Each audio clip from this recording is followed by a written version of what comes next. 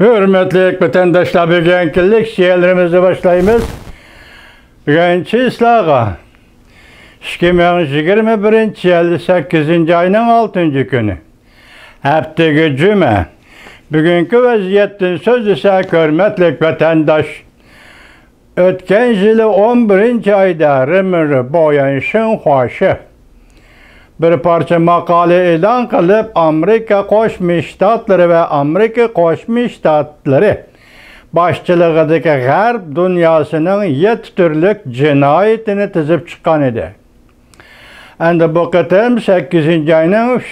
günü yanışın hoşu Rımırıbo Amerika başçılığındaki Garp dünyasının 7 türlük cinayetini tizip çıktı. Bu cinayetlerle tüvendi silahını tanıştırımız, kıskartıp tanıştırımız bek uzun makale. 12 min Xitay tilida.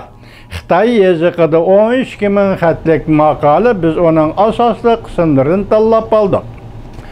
Şuna dikkat kılın ki Amerika Koşmuş Ştatlar'da yakında yüz bergen özgürleş. Mesela sabık prezident Trump devredeki cüngü siyaseti.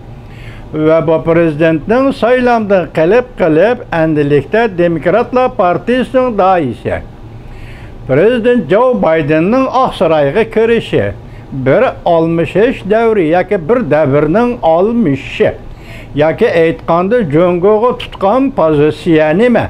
Amerika Koşmuş Ştatlarının cüngüğü kullanılan meydanı mı? Cüngü siyaseti zaten kandak siyaset buludu. Mesela sabık prezident Trump devrinde kandak siyaset bolgan idi ve prezident Joe Biden devrinde kandak siyaset cüngüğü qaratıp belgelenedi, yaki karar kılıp elinedi. Bu cüngülükle oylap kilovatkan en nazuk, en çunkur katlamdaki özgürlüş asıl kılgıçı cüngü siyaseti meselesi de cüngü hükümeti hazırgıça iki xil ümit de bulup geldi. Birinci ümit Prezident Joe Biden Aksaray'a kirgendikken Amerika'nın cüngü siyaseti özgürlüş buludu.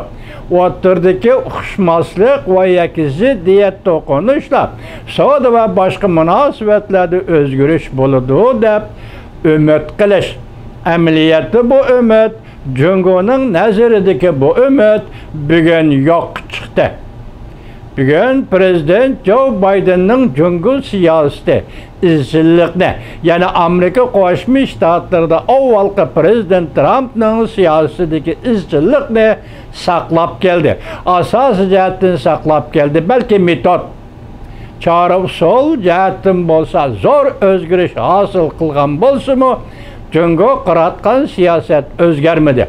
İkinci ümit cüngülükle Amerika Koşmuş Ştatlar'dan talep kütüdüğün ümitinin birisi iki devlet münasebetinin jirikleşip ketmesligi, bir ziddiyet ve yaki ikinci bir şekildeki tokunuş jaryanıga kirip kalmaslığı ve muşunundan saklanışını ümit kılış.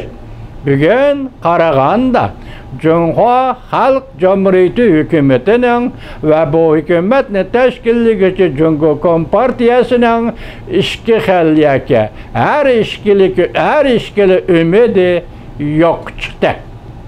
Bolup mu Prezident Joe Biden'den kütken ümidi yok çıktı. Şunlaşkı remir bu. Şun hoşe tünügün işki parça makale ilan kılıp evvela 11. ayda ötken yılki makale, tünügün kişi 8. ayının 3. gündeki makale ilan kılıp qaramakka hazır Amerika Koşmuş Ştatları bilen ada juda buluduğun buldu.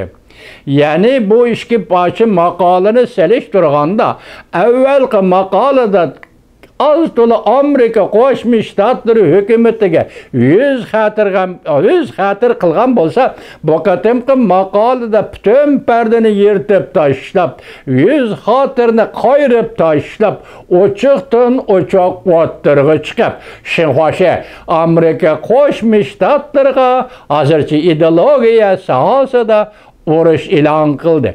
Yani uruş yarlığı ilan kıldı. Yaki uruş hitap namısı ilan kıldı deyişke buludu. Demek hazır Cungo hükümeti Amerika Qo'shma Shtatlari bilan munosabatni ada juda qilishga tayyorlandi degan edik tunigun. Bugun endi bu maqolaning yetib kelishidan qaraganda Cungo hükümeti barliq umidini uzdi. Shu munosabat bilan bugungi attiganlik to'g'ri betida masalan o'zining to'g'ri betida leksiya so'zlayotgan Xitoy demokratlaridan Johnson apandi shundoq dediki, ümitsizlik ichida jang e'lon qilish. Ümitsizlikka tushib qilib turib jang e'lon qilish, urush yorlig'i e'lon qilish. Demak, Cungo oxirgi chek. Oxirgi chekda endi umidni uzdi Amerikadan. Cungoning buningdan keyingi ishlari qandoq bo'ladi? Qandoq yurishlishi? Mushu masala bo'yicha Johnson apandi shundoq dedi, takrorlayman. Ümit ichida, ümitsizlik ichida kechiringlar. Ümitsizlik ichida Amerika Qo'shma Shtatlarga urush yorlig'i e'lon qilish. So'z iboralar qattiq. O'z xatirini qayrib etish. Demak, bu yerda gap sening maydoning qanchalik qattiq bo'ldi va yoki qanchalik yumshoq bo'ldi emas. Bu yerda Cungolikning xarakterini oshkorlayotgan gap.